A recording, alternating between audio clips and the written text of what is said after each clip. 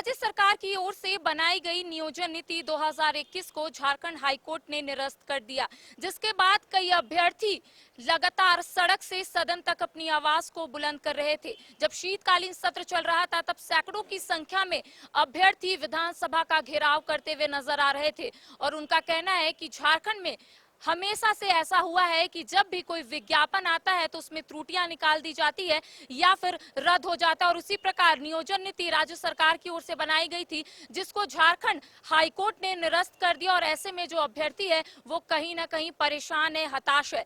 Hemant cabinet की बैठक थी 9 फरवरी को और ऐसे में अभ्यर्थियों को काफी उम्मीद था कि कैबिनेट की बैठक में जरूर नियोजन नीति को लेकर पहल की जाएगी। इस वक्त हमारे साथ हमारे सहयोगी शहनवाज मौजूद है, अमीनी से बात करेंगे। चूंकि नियोजन नीति को लेकर जो अभ्यर्थी है वो लगातार अपनी आवाज उठा रहे हैं। हेमंत कैबिनेट की बैठक 9 फरवरी को थी, आप वहां पर मौजूद थे।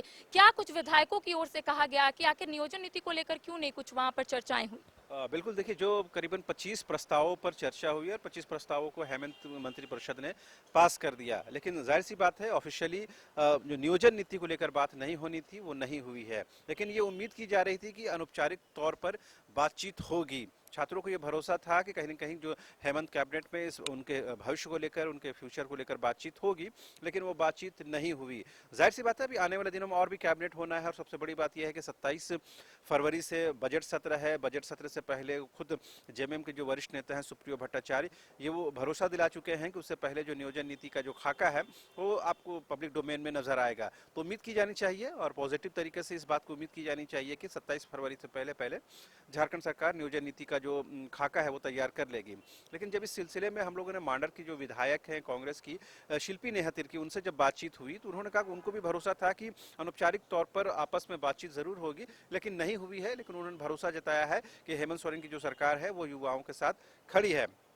लेकिन जब पूछा गया कि जब अभी जो नज़दीक में ही बाई इलेक्शन है रामगढ़ का, वहाँ पर आपको फेस करना है, बहुत सारे युवा है वो इंडिपेंडेंट तौर पर खड़े हो रहे हैं, वो आपके लिए परेशानी का सबब बन सकता है, तो कैसे आप उनको फेस करेंगे? तो उन्होंने कहा कि फेस करने में कोई दिक्कत नहीं है। उन्होंने कहा कि जो कमिटमेंट के साथ सरकार अस्तित्व में आई है या एग्जिस्टेंस में आई है, उस कमिटमेंट को हर हाल में पूरा किया जाएगा। सरकार के पास अभी भी समय है, सरकार हर हाल में उसे लागू करेगी और इसमें कोई शक नहीं है कि जो रामगढ़ का बाई इलेक्शन है बहुत बेहद महत्वपूर्ण है। लेकिन हमें छात्रों को फेस करने में कोई गुरेज नहीं है। जी। लेकिन आपने जिस तरीके से देखा होगा कि जब बजरंग महतो नॉमिनेशन फाइल करने के लिए अनुमंडल कार्यालय पहुंचे थे तब कई अभ्यर्थी भी वहां पर मौजूद थे। जब वहां से मंत्रियों का काफिला निकल रहा था तो किस तरीके से अभ्यर्थियों ने रिकॉर्ड लगातार नारेबाजी भी कर रहे थे। कई मंत्रियों से सवाल भी पूछे कि आखिर झारखंड में विकास कैसे होगा जब नियोजन नीति ही नहीं लागू हुई है। तो आपने देखा होगा कि किस तरीके से जो अभ्यर्थी है वहां पर आक्रोशित होकर काफिला भी रोक रहे थे मंत्रियों का। बिल्कुल, देखिए, छात्रों का जो आक्रोश है, जो गुस्सा है, वो कहीं ना कहीं डिफॉल्ट है, लाजमी तौर पर है वो गुस्सा है। और वो गुस्सा होना जाहिर सी बात है, कहीं ना कहीं ये बताता है कि किस तरह से छात्रों को परेशानी हुई है, जिसकी वजह से ही वो लोग ये कदम उठाने को मजबूर हुए हैं। हालांकि शुरू में तो ये बताया गया था कि 1000 के करीब जो इंडिपेंडेंट छात्र हैं वो नॉमिनेशन करेंगे। हालांकि वो संख्या तो नहीं, 2-4 ही कैंडिडेट ने फॉर्म फिलअप किया है और उनका एक्सेप्ट भी हुआ है। तो सभी को आज़ादी है लोकतंत्र में चुनाव लड़ने की, सरकार के पक्ष में विरोध में बोलने की आज़ादी होती है, लोकतांत्रिक तरीके से आंदोलन करने की आज़ादी होती है, तमाम लोगों को आज़ादी हासिल है। लेकिन छात्रों का गुस्सा लाजमी है, क्योंकि आप देखेंगे 3 साल से प्लस का वक्फा सरकार का गुजर चुका है, 1-1.5 साल सरकार के पास बचा है, उसके बाद आप चुनावी मोड में चले जाएंगे तो फिर कुछ करने की स्थिति में आप नहीं रहेंगे। सबसे जो बेसिक और बुनियादी बात यह है कि जब तक नियोजन नीति नहीं इंप्लीमेंट होगी तब तक किसी भी विभाग में नौकरियों पर अमली जामा नहीं पहनाया जा सकता है। पिछले दिनों ही जेएसएससी ने बल्क में नियुक्तियों को रद्द कर दिया है।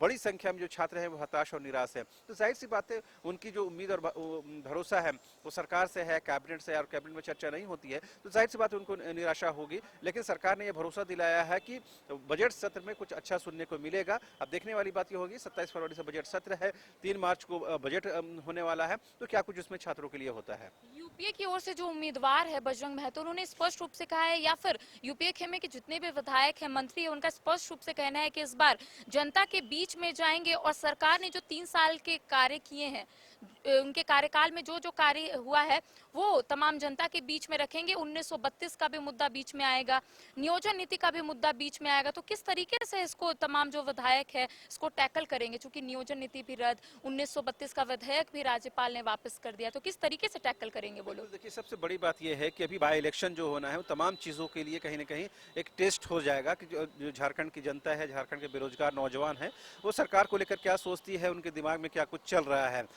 जाहिर सी बात है, रामगढ़ इलेक्शन में जो भी जीत हार हो, लेकिन बजरंग महतो के लिए इस लिहाज से भी बेहद महत्वपूर्ण हो जाता है कि उनकी धर्मपत्नी वहाँ से विधायक रही है, बाद में कोर्ट से उनकी विधायकी चली गई है, तो उनके लिए कहीं ना कहीं उस क्षेत्र की जो मान सम्मान है उसको बनाकर रखना और लोगों का विश्वास बनाकर रखना ये बेहद महत्वपूर्ण हो जाता है। और वैसे में बेरोजगार नौजवान खास करके जो कहीं ना कहीं झारखंड में नौकरियां चाहते हैं, वो कहीं ना कहीं सवाल पूछेंगे और इसी के विरोध में लोग जो है इंडिपेंडेंट तौर पर चुनाव लड़ रहे हैं। लेकिन बाई इलेक्शन के बाद भी जो सबसे बड़ा इलेक्शन है वो 2024 में है, लिहाजा फोकस उसी पर है और सरकार भी जानती है कि जब तक आप काम नहीं करेंगे तो वोट आपको मिलेगा नहीं, लिहाजा कहीं ना कहीं सरकार भी इस चीज को लेकर संजीदा है। तो जाहिर सी बात है कि नियोजन नीति को लेकर झारखंड के अभ्यर्थी आस लगाए बैठे हैं।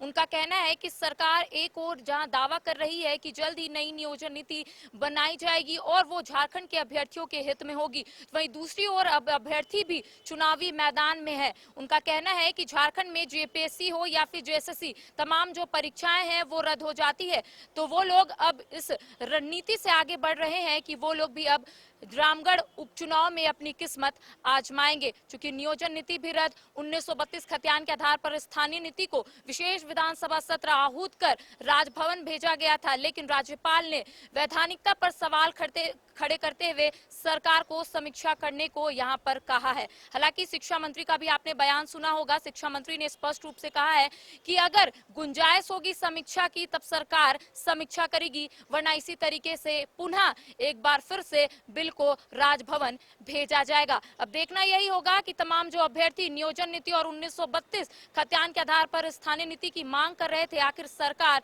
इस ओर कब कुछ पहल करती है। फिलहाल मेरे साथ इतना ही। कैमरा पर्सन विकास के साथ करिश्मा सिन्हा, सहयोगी शहनवाज, वाइस्कोप रांची।